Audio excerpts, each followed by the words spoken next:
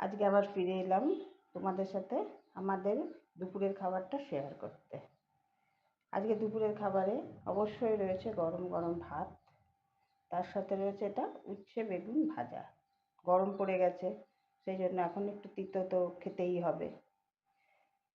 তার সাথে রয়েছে ভাজা কলাইয়ের ডাল, যেটা লাউ দিয়ে।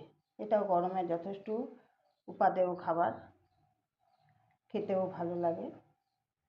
আর রয়েছে ট্যাংরা মাছের তেল ঝাল। আর অবশ্যই শেষ পাতে রয়েছে টক দই। তো এই হলো আজকে আমাদের দুপুরের খাবার। আর জল তো থাকবেই, খেতে গেলে জল ছাড়া হয় না।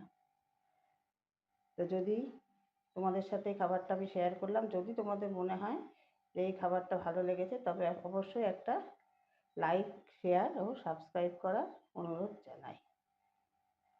বাই।